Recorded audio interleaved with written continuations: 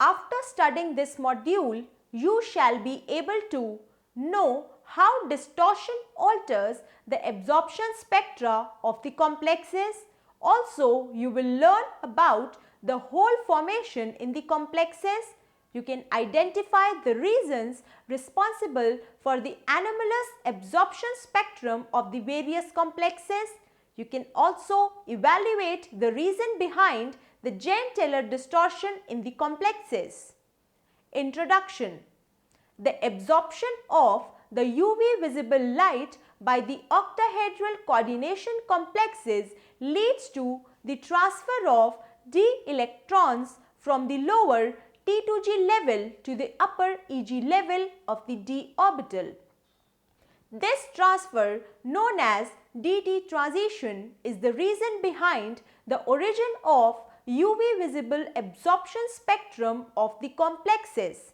Accordingly, the absorption behavior of these complexes is studied with the help of various correlation diagrams, and hence the number of absorption bands depending upon the total number of d electrons in the orbital. In most of the cases, the number of band is in accordance with the theoretically predicted numbers, but in some cases, inconsistency is observed. One such example is the Jahn-Teller distortion.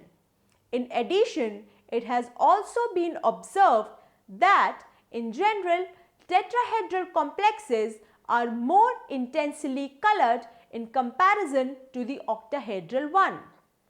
This is because of the lack of center of symmetry, which actually makes the transitions better allowed in nature. Now we are going to discuss the effect of distortions on the spectra of the complexes. In this context, first of all, we have to discuss what is Jahn-Teller distortion. According to the Jahn-Teller distortion, if the ground electronic state of the nonlinear complex is orbitally degenerate, the complex will distort so as to remove the degeneracy and achieve a lower energy. In other words, it can also be said that there cannot be unequal occupation of the orbitals with identical energy, and if it is so, the molecule is going to distort itself to eliminate degeneracy. The Jahn-Teller effect only predicts that which of the structures will undergo distortion, but it cannot tell nature, extent of the distortion and the geometry of the distorted complex formed. In case of octahedral complexes, we have two sets of orbitals, e.g. which point directly at the approaching set of the ligands, and T2G which lie in between the axes and hence are not placed directly in the path of the ligands. Since EG orbitals are having greater interaction with the ligands, therefore Jahn-Teller effect is more pronounced in such cases. Examples include high spin D4, low spin D7 and D9 configurations. The distortion in case of octahedral complexes is also called tetragonal distortion. This has been shown in figure. Now consider a D4 or D9 electronic configuration. The octahedral geometry is degenerate since the last electron can occupy either of the two orbitals, the dx square y square or dz square in the EG level. Thus, Jahn-Teller distortion occurs in which the EG level splits into a dz square orbital and dx square y square orbital, and thus the degeneracy of the EG level is lost.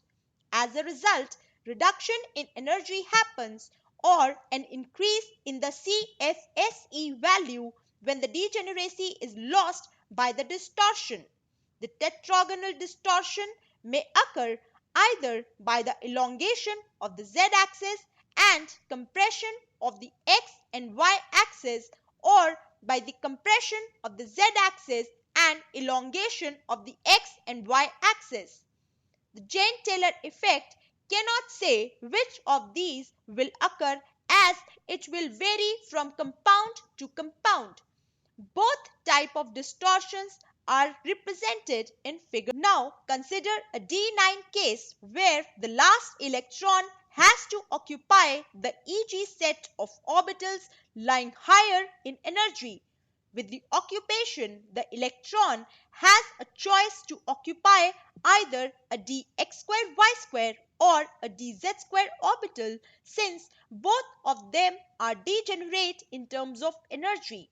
If the electron goes into the dz square orbital, the orbital interaction of the electron with the approaching ligands will lead to lowering in the energy of dz square orbital, and thus it will result in the tetragonal elongation in which the z-axis is elongated.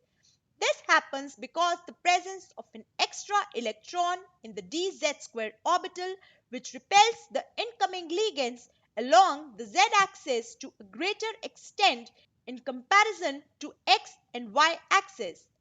As a result of this repulsion, the z-axis is elongated in comparison to x and y.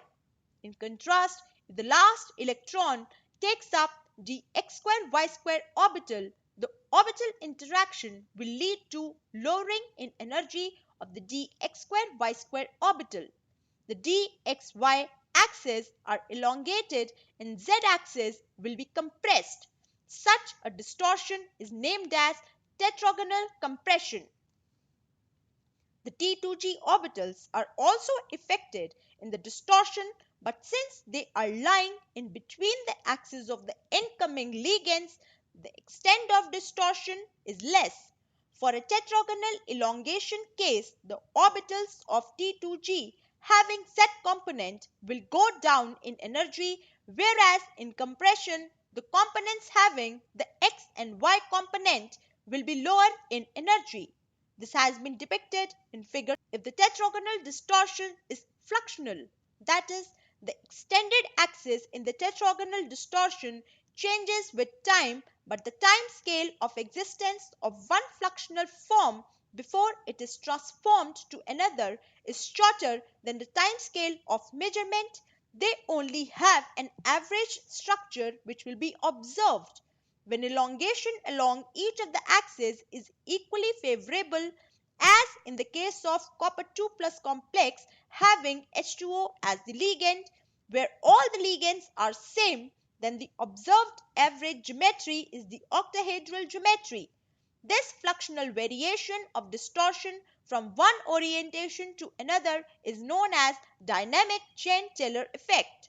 Next, we are going to discuss the absorption spectra of the complexes with D1 and D9 electronic configuration.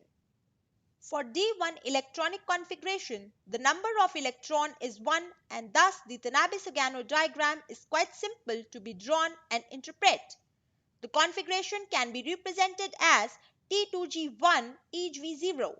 Now, the excitation of the electron from the lower T2G level to the upper EG level forms the excited state. The spin multiplicity of the ground and the excited state is same, and hence the transition from the ground to the excited state is spin allowed. The examples of D1 configuration include the titanium 3 plus complex with H2O as the ligand and chromium 2 plus complex with H2O as the ligand, etc. The Tanabe-Sugano diagram along with the absorption spectrum has been represented in figure. From the figure, it can be seen that only one transition is possible from the ground doublet T2G state to the excited doublet EG state. Thus, only one transition band should be observed corresponding to the value of delta naught. But in actual practice, a single absorption band is split up into two features that can be seen from the absorption spectrum. This occurs because of the Jahn-Teller distortion, which leads to the splitting of a single band into two owing to the transition from a lower T2G level to the upper EG level in the form of either dz square or dx square y square orbital. A similar effect of the Jahn-Teller distortion can be seen in case of the complexes with D9 electronic configuration, which shows the effect caused by distortion on the d orbitals due to change of the symmetry from octahedral to d4H.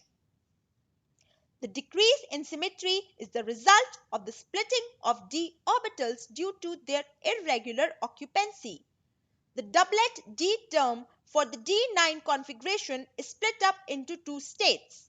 The lower energy state is doublet E and the higher one is doublet T, which get further split up into singlet and doublet states under the effect of d4H field. A single absorption band in case of octahedral symmetry is further split up into two when the symmetry alters to d4H. This has been shown in figure which shows the Tetragonal diagram in the absorption spectrum for the d9 configuration. Next, we are going to discuss the tetrahedral complexes. In a tetrahedral ligand field, the ligands are situated at the opposite corners of a cube which circumscribes the octahedron. Hence, the orbitals which were directed between the ligands in the octahedral orientation are now directed toward the ligands in the tetrahedral orientation. Similarly, those orbitals which were directed towards the ligands in the octahedral orientation are now directed between the ligands in the tetrahedral orientation. In general, it has been seen that the tetrahedral complexes are more intensely colored as compared to the octahedral complexes. This actually results from the Laporte selection rule, which states that in case of molecules which are having a center of symmetry, the transitions within the same subshell are forbidden. In that case, it can be said that PP or DD transitions are Laporte forbidden.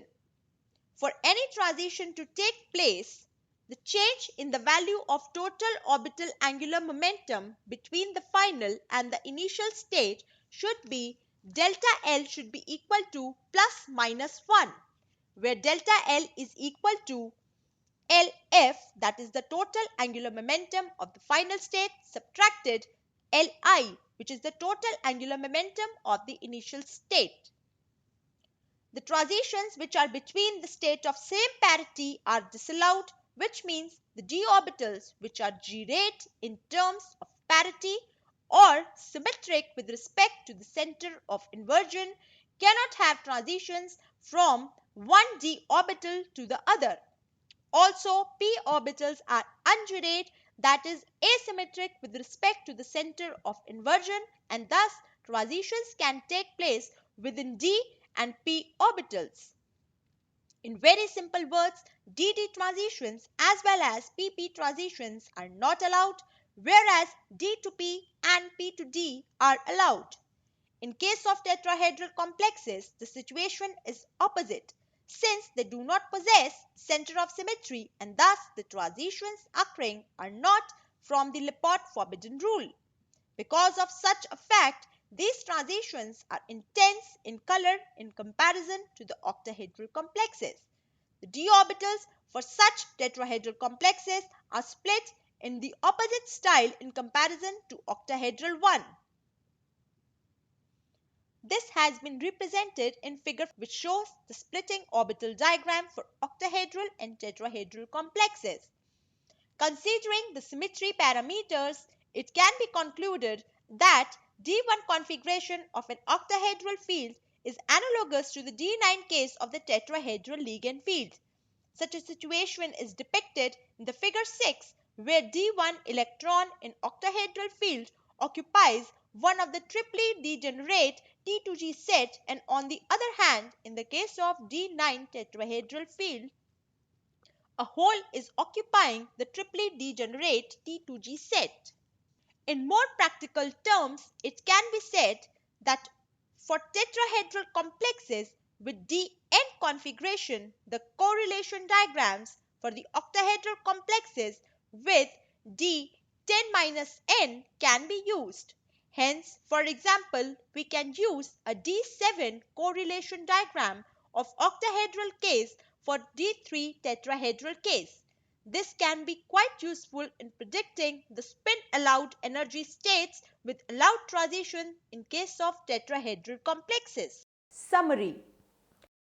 The absorption behavior of the metal complexes is studied with the help of various correlation diagrams which determines the possible transitions and hence the number of absorption bands depending upon the total number of d electrons in the orbital. It has been observed that in general the tetrahedral complexes are more intensely colored in comparison to the octahedral one. This is due to the lack of center of symmetry which actually makes the transitions more allowed in nature.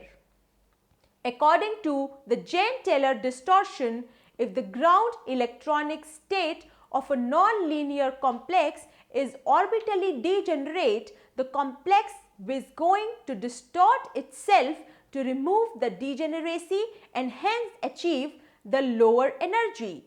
The Jahn-Teller distortion in case of D1 electronic configuration leads to the splitting of a single band into two owing to the transition from the lower T2G level to the upper EG level having either dz square or dx square y square orbital.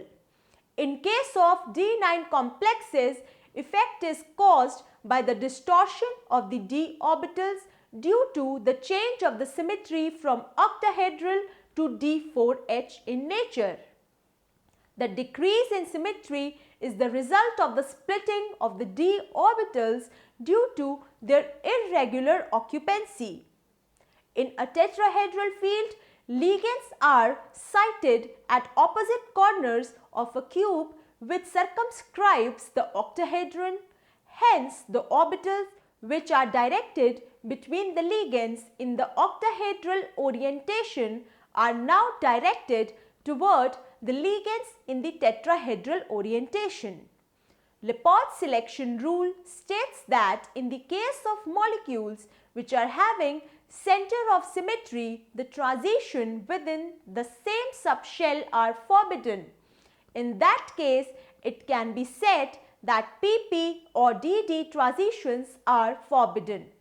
In case of tetrahedral complexes, they do not possess center of symmetry and thus the transitions occurring are not Lippard forbidden, and as a consequence transitions are intense in color in comparison to the octahedral complexes.